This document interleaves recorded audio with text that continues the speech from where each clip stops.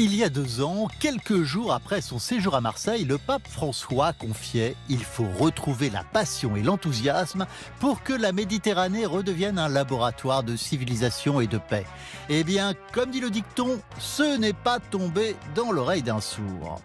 Aujourd'hui, le Jour du Seigneur ouvre le dossier MED 25, le navire-école pour la paix en Méditerranée. Depuis 8 mois, 200 jeunes de différentes religions et venus des différentes rives de la Méditerranée se sont relayés pour vivre ensemble un temps de fraternité, mais aussi pour réfléchir et s'engager pour la paix en Méditerranée. Et quand je dis ensemble, c'est vraiment ensemble, puisqu'ils se sont relayés à bord d'une goélette en Méditerranée. Tous ceux qui, il y a encore quelques semaines, se sont essayés au canoë en couple ou au pédalo en famille savent qu'une embarcation peut très vite transformer un moment ludique en véritable pugilat. Donc, à bord, ils ont échangé, travaillé, prié, appris à se connaître pour continuer à faire vivre ce combat du pape François, qui déplorait que la Méditerranée, berceau de l'humanité, concentre désormais les maux de notre monde. Inégalité des richesses, conflits, intolérance religieuse et migrants criminalisés. Le bateau s'appelle le Bel Espoir, ça tombe bien, et c'est notre dossier du jour. Et quelle joie de vous retrouver ce matin pour vivre une aventure humaine et spirituelle vraiment exceptionnelle. Vous l'avez compris, sur ce bateau, le Bel Espoir. Ça sera juste avant de vivre la messe ce matin dans une sublime cité médiévale à Provins. C'est en Seine-et-Marne. Bonjour à toutes et à tous. Nos invités, nos jeunes invités vont nous faire voyager ce matin avant la messe, car ils étaient sur ce bateau, le Bel Espoir, bateau qui navigue depuis 8 mois. Vous le voyez, sur l'ensemble de la Méditerranée. C'est l'Odyssée MED 25, aventure initiée par le diocèse de Marseille. Et le bateau qui est déjà passé, qui va passer en tout dans 30 grands ports de la Méditerranée, de Nicosie à Jounieh au Liban par exemple, mais aussi de Barcelone à Tétouan au Maroc, de Bizerte à Palerme, de Ravenne à Bari en Italie et encore de Naples à Marseille. C'est d'ailleurs la dernière étape qui a lieu en ce moment, Marseille, le port d'arrivée. Ça sera le 25 octobre avec un festival organisé au Mucem sur le Vieux-Port. 200 jeunes, vous l'avez entendu, de toute nationalité, de toute religion, surtout c'est important pour nous ce matin, qui se relaient depuis le mois de mars sur ce bateau. Vous voyez ces jeunes, cette bonne ambiance. En tout, 8 sessions de navigation. Nous sommes donc dans la dernière en ce moment qui va relier Marseille. Chacune de ces sessions dure 2 semaines et parmi ces équipages internationaux qui, je vous le rappelle, viennent de toutes les rives de la Méditerranée, eh bien, nous avons avec nous Maëlys Rouleau et Soufiane Hatif. Bonjour Maëlys. Bonjour. Vous êtes française et catholique, étudiante à Sciences Po Aix. Vous avez participé à la session qui a relié Istanbul en Turquie à Athènes en Grèce. Et puis à vos côtés, Soufiane. Bonjour Soufiane. Bonjour et merci beaucoup pour votre accueil. C'est une joie de vous accueillir. Vous êtes marocain et musulman, étudiant à Sciences Po Paris. Vous avez participé à la session qui est partie de Nicosie, sur l'île de Chypre, et qui devait se rendre à Jounieh, au Liban, une très belle ville, mais vous n'avez pas pu accoster. Vous pouvez me dire pourquoi ? Oui, justement.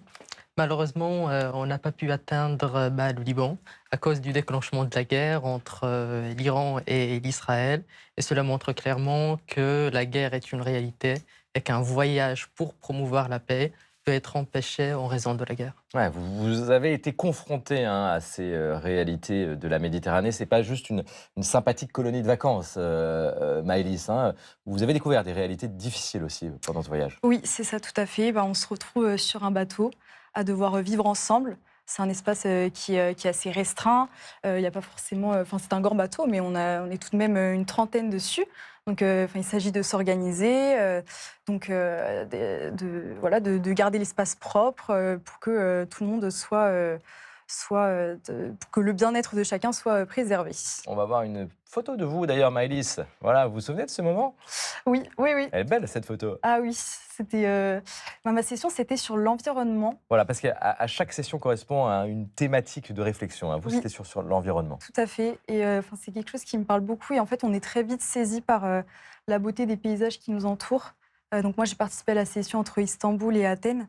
Et en fait, c'est toujours des pays qui m'ont beaucoup attirée. Et je suis très sensible à la beauté des paysages. Vous avez des petits carnets, hein, d'ailleurs, c'est des petits carnets de route de voyage, ça. Oui, c'est ça. Alors, le premier carnet, c'est celui dans lequel on avait les sujets De l'Odyssée. de l'Odyssée. Donc, chaque jour, on avait un temps de partage qui généralement se déroulait le matin.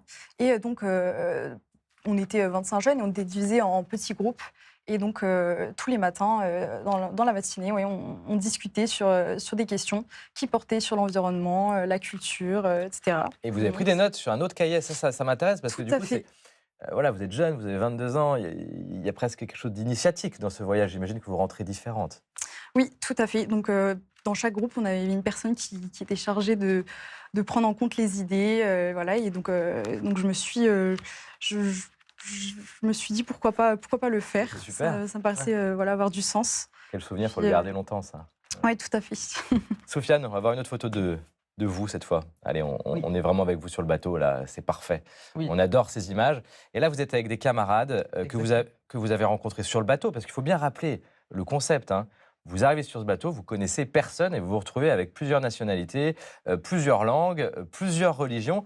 Et voilà, c'est une histoire de fraternité, de camaraderie aussi, Soufiane. Vous Exactement. vous souvenez des personnes avec qui vous étiez? Exactement. Donc cette photo a été prise au milieu de la Méditerranée.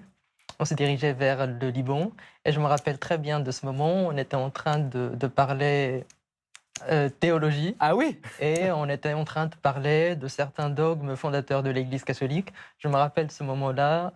On parlait, je me rappelle, de la Sainte Trinité et de la vision qu'un musulman peut avoir vis-à-vis de certains dogmes fondateurs de l'Église catholique. Ouais, parce qu'avant, je crois que vous aviez du mal en tant que musulman à représenter ce que pouvait être Exactement. la Sainte Trinité, hein. Exactement, j'arrivais pas à comprendre, même si j'étais assez habitué à fréquenter des milieux catholiques à Paris, mais j'arrivais pas très bien à saisir un peu le sens de la Sainte Trinité, par exemple. Là, vous étiez avec donc, des musulmans, des catholiques, Oui. des protestants Oui, il y avait une fille protestante. et des juifs.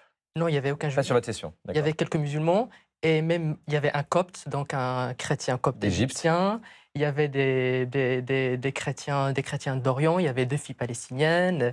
Et donc c'était une vraie richesse. Et j'ai participé justement à la 4e session qui devait lier Chypre au Liban. Et le thème principal était le dialogue interreligieux. Bah, ça tombait très bien. Donc, surtout entre musulmans et chrétiens, mais aussi même entre les différentes branches du christianisme.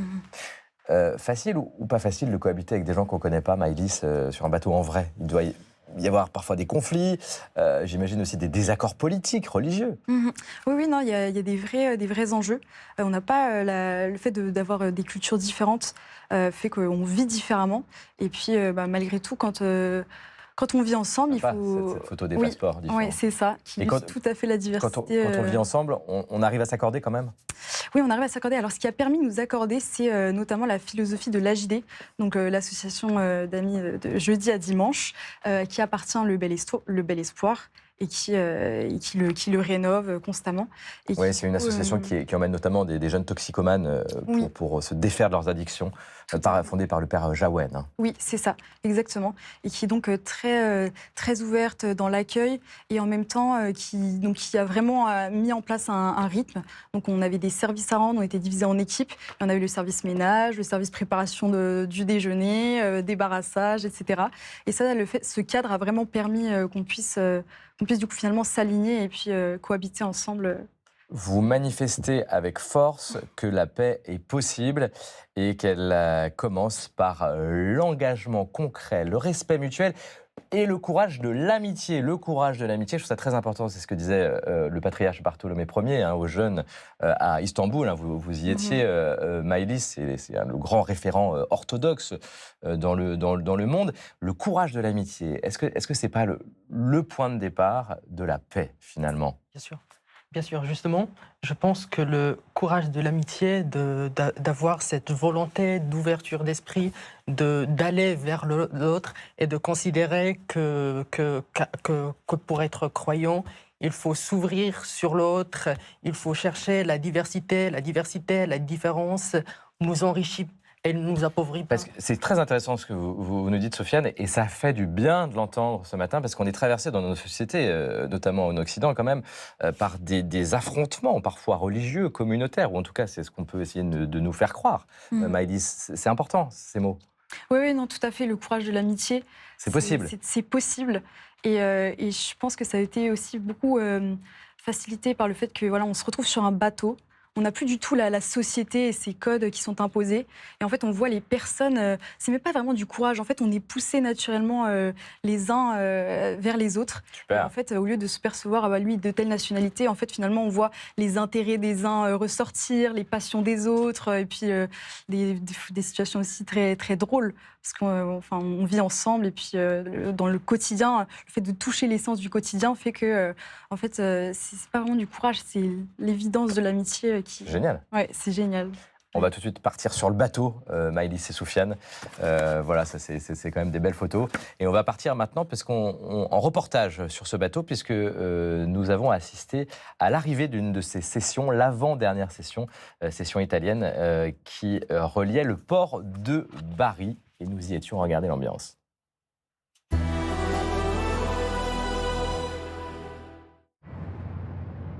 Tout juste à quai, après 15 jours de traversée entre Ravenne et Bari, ils sont égyptiens, tunisiens, palestiniens ou italiens. Ils prient en anglais, en français ou en suédois comme ce jour-là. Voilà 15 jours qu'ils partagent la prière, les corvées, mais aussi les rires et les larmes. Sur la goélette, le Bel Espoir, une sorte de laboratoire de la paix. Car c'est l'objectif de cette croisière, faire naviguer ensemble des jeunes catholiques, orthodoxes, protestants ou musulmans qu'a priori tout oppose. Je viens d'un pays 100% musulman. Il est donc quasiment impossible pour moi de savoir ce que c'est qu'être chrétien. C'est ici, dans cette croisière, que j'ai vu pour la première fois un évêque, un prêtre, comment ils prient. J'ai appris plein de choses.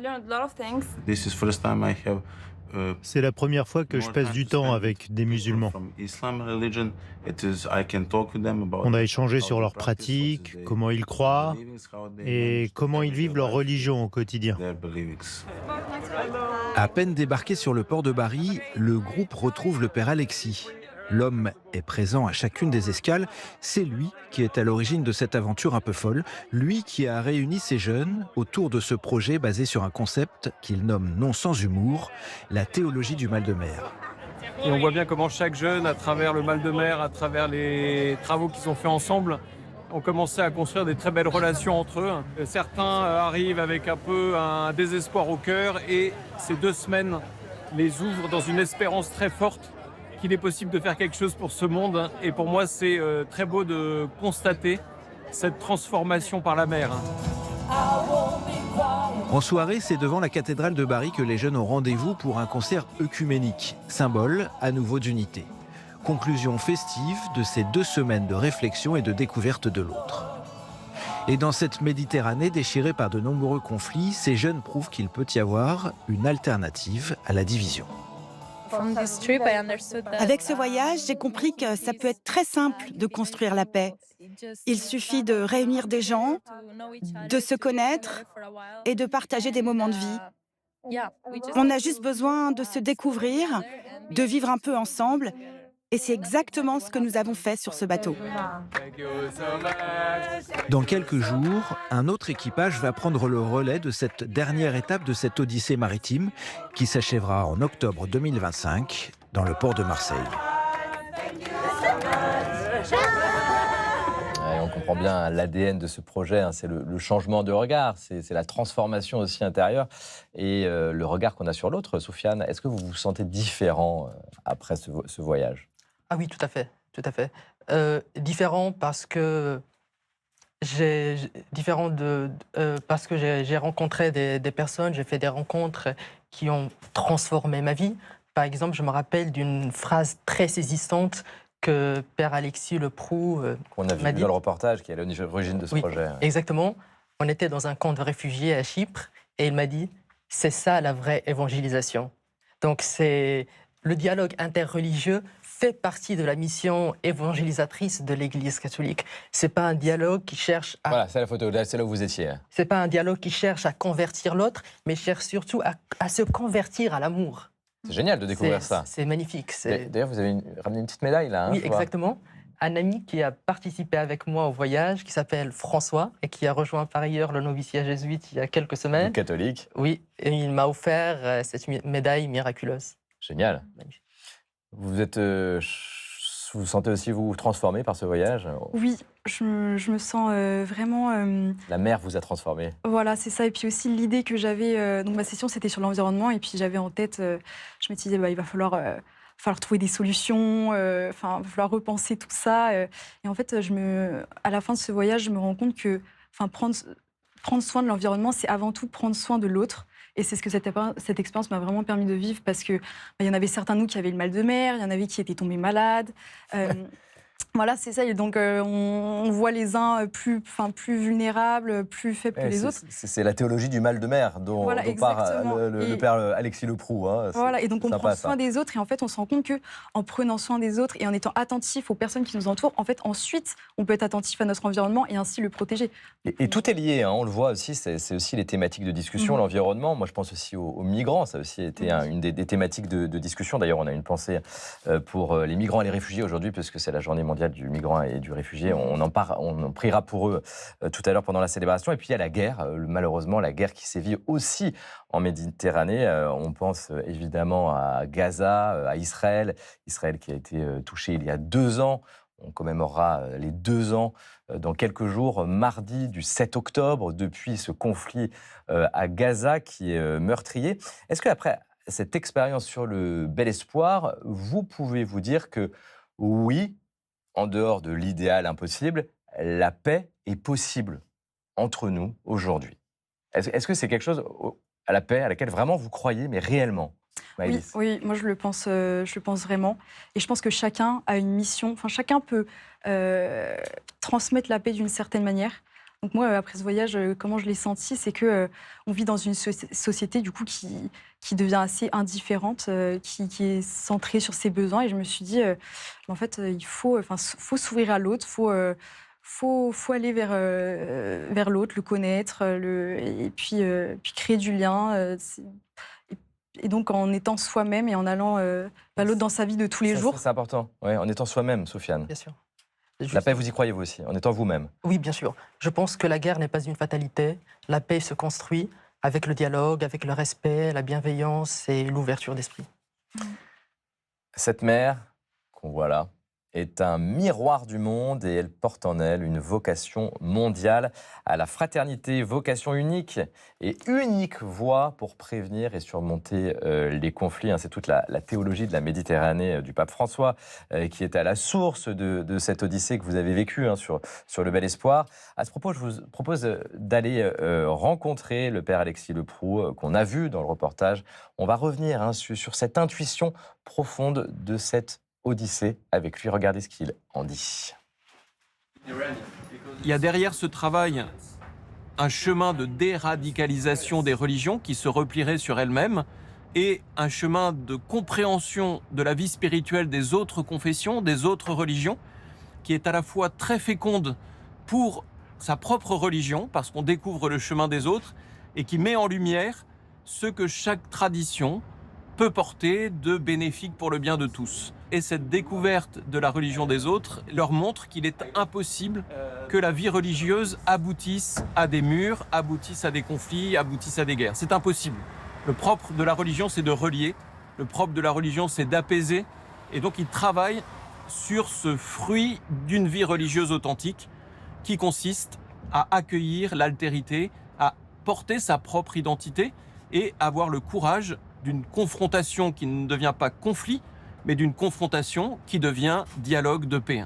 Ouais, et ça change tout. Qu'est-ce que vous en pensez, Sofiane? Je pense justement que la religion n'est pas un mur, mais c'est surtout un langage que chacun parle à sa manière. Je suis par exemple musulman et je pense que les chrétiens ont beaucoup de choses à apporter aux musulmans. Ah oui. L'amour absolu, le sacrifice, le pardon.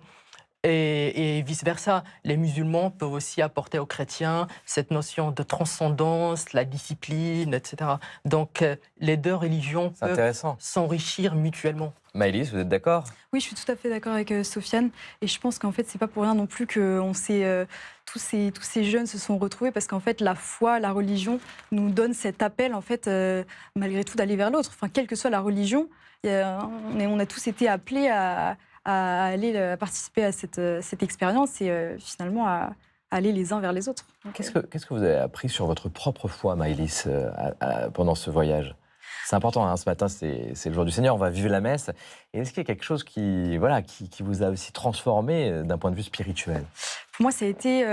J'ai pu mettre ma foi pour m- j'ai pu mettre ma foi au concret. Enfin, j'ai pu vivre ma foi concrètement, vraiment en allant vers l'autre, l'aimer comme il est. Au début, on arrive, bon, bah forcément, on a des a priori, on se dit, ah bah tiens, peut-être que peut-être avec cette personne-là, je vais moins m'entendre. Et en fait, non, on y va. On prend soin de la personne qui on voit a un besoin et dans une situation difficile. Et en fait, on se retrouve à la fin du voyage, on se quitte plus. Donc, non, pour moi, ça a été vraiment l'ouverture aux autres et mettre ma foi concrètement au service des autres. Vous allez vous en souvenir de ce voyage aussi, Soufiane, j'ai l'impression. Ah oui, pour toute la vie, pour toute la vie. Et justement, en parlant de religion et de l'apport un peu à ma propre foi ou de façon générale en matière religieuse, durant ce voyage, grâce à d'autres participants, surtout à François, j'ai appris à prier avec le rosaire. J'avais jamais fait ça avant. Et maintenant, lorsque je participe à des sorties avec le l'aumônerie de Sciences Po, Ouais, François, c'est cet ami catholique dont exactement, vous qui parliez m'a tout à l'heure, offert qui vous la a offert la médaille médaille. miraculeuse. Il m'a appris à prier avec le rosaire, il m'a appris le Je vous salue Marie, le Notre Père, et je continue, même en tant que musulman, à utiliser ces prières pour m'adresser. Dans le reportage, alors c'est un détail mais qui compte, hein. On voit cette prière dans le reportage, au début du reportage, en suédois, mais comment vous parliez, en quelle langue? Et pour prier, c'est encore plus compliqué, non? Comment ça se passe, Maëlys? Alors, nous, c'était un petit peu particulier parce qu'on avait, un accompagnateur qui n'a pas pu venir, un prêtre qui n'a pas pu venir à la fin. Donc, c'est vrai qu'on n'a pas forcément vécu cette dimension spirituelle aussi forte. Pour nous, ça a été vraiment, ce que je retiens, c'est la vie en communauté, quoi. Et vous parliez en quelle langue alors, du coup, sur le bateau? Ça pouvait être français, anglais, espagnol, oui. De tout, quoi. Ouais, de tout, Ouais. oui. Parce que ce moment de prière, c'est beau aussi sur le bateau qu'on voit un peu dans le reportage. C'est très, très, très, très beau. Et à titre d'exemple, durant notre voyage, Ah, voilà, au moment de prière avec Oui. le Père, le Prou. lorsqu'on priait le rosaire, on le priait avec différentes langues. Chacun priait avec sa propre langue. Donc, je le priais en français, d'autres le priaient en arabe, en maltais, en anglais, en espagnol, etc. C'était très, très enrichissant. Et cette dimension spirituelle était très présente. On avait des messes quasiment toutes les après-midi, en anglais, parce que c'est la langue universelle.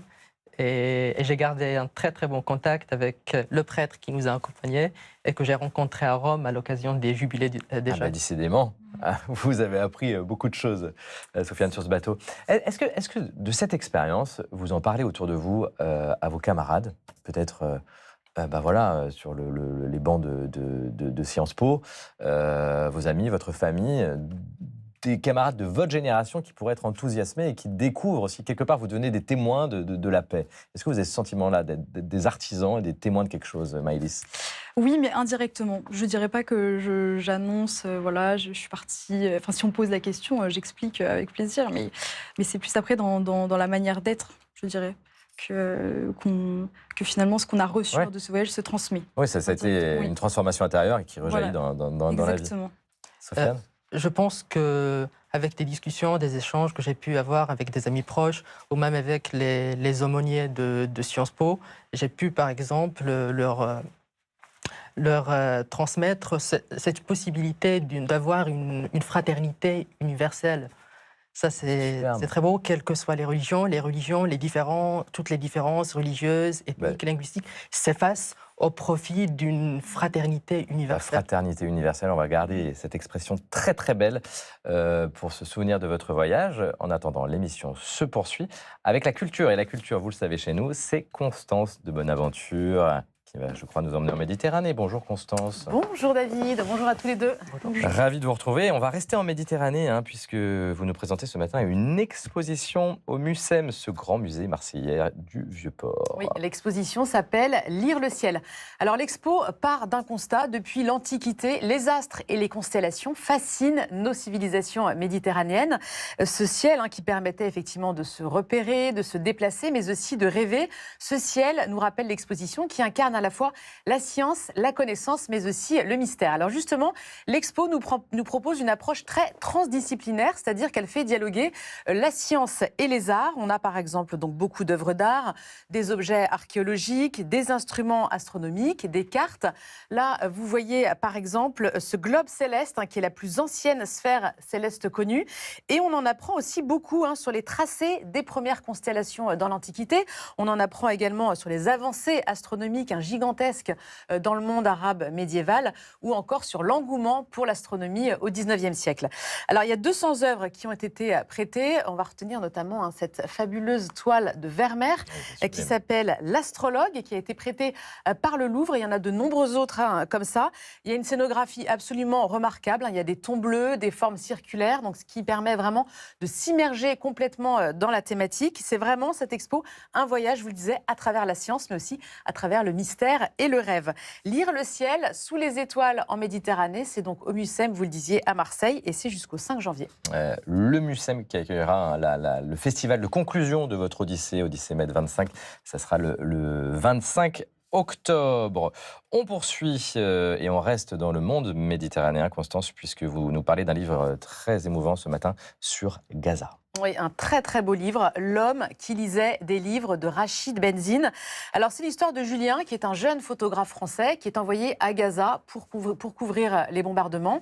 Et un jour, lors d'une trêve, Julien se promène, déambule dans les décombres de la ville, dans ce théâtre de misère et de folie, comme le décrit l'auteur. Et il tombe sur un libraire, sur une librairie, ou plutôt ce qu'il en reste, c'est-à-dire un tas de livres avec à côté assis un vieil homme. Ce vieil homme s'appelle Nabil. Nabil est un Palestinien et il va lui raconter sa vie. Il est né en 1948, Nabil, d'un père chrétien et d'une mère musulmane. Il est né à Haïfa et il raconte donc son récit, c'est-à-dire les camps de déplacés dans lesquels il a passé son enfance, les guerres, son départ pour l'Égypte, la prison, la rancœur, l'injustice, mais aussi l'amour et l'espoir. Et puis surtout ce refuge qui lui reste, c'est-à-dire les livres qu'il a lus. Et à travers lui, à travers Nabil, c'est vraiment toute l'histoire du peuple palestinien qui se dessine, ses drames, ses combats, ses désillusions. Et puis l'auteur franco-marocain Rachid Benzine creuse ici, il explore ici une question centrale. Comment continuer à espérer au milieu du chaos? Comment espérer face à l'ampleur de l'horreur? Et lire, en fait, c'est la réponse qu'apporte l'auteur. Lire devient ici un acte de résistance. C'est vraiment peut-être le seul qu'il reste à Nabil. C'est la seule chose qui lui permet de préserver sa dignité. C'est vraiment un roman bouleversant qui rend, bien sûr, vous l'aurez compris, hommage aux Palestiniens, mais aussi à la puissance de la littérature. L'homme qui lisait des livres de Rachid Benzine, très très beau roman, et c'est publié chez Julliard. Et j'imagine que sur le bateau, vous avez dû parler de ce qui se passe en Israël et à Gaza en ce moment.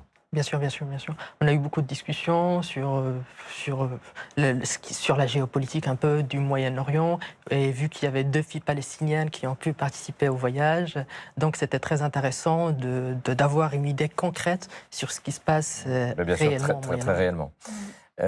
Constance, on quitte maintenant la Méditerranée pour votre minute consacrée au patrimoine. Vous poursuivez votre série sur la vigne en cet automne dans l'art religieux. Vaste sujet, il y a beaucoup à dire. Alors ce matin, je vous emmène dans l'Aube, à Brienne-le-Château. L'église Saint-Pierre-Saint-Paul abrite des vitraux en grisaille assez renommés. Notamment, vous allez le voir, ce vitrail qui date du milieu du XVIe et qui nous relate toute l'histoire de Noé. Alors bien sûr, il y a la construction de son arche et le déluge. Après cet épisode, Noé devient cultivateur. Il plante de la vigne, comme vous voyez sur ce vitrail. Et puis regardez maintenant ce chapitre peu flatteur de la vie du patriarche qui nous est relaté. Un jour, Noé boit du vin, visiblement trop puisqu'il s'enivre. C'est ce qu'on voit sur ce vitrail. Il se dénude ensuite dans sa tente. Son fils Cham le voit nu et va alerter ses frères, Sem et Japheth. Les 2 hommes prennent alors un manteau et viennent couvrir la nudité de leur père avec pudeur. Alors ce qui est intéressant, c'est que c'est la première mention de l'ivresse dans la Bible, la première fois que la vigne est perçue comme un danger. Jusqu'alors, elle symbolisait plutôt l'abondance l'espérance et la bénédiction. C'est un épisode qui est là aussi, bien sûr, pour nous rappeler la vulnérabilité humaine. Merci Constance, merci Soufiane, merci Maïlis d'avoir été avec nous ce matin. Mais restez encore pour la célébration que nous célébrons tout de suite dans une sublime cité médiévale à Provins, c'est en Seine-et-Marne. Les paroissiennes et les paroissiens nous attendent dans leur église et aujourd'hui ils commémorent leur saint patron. Regardez.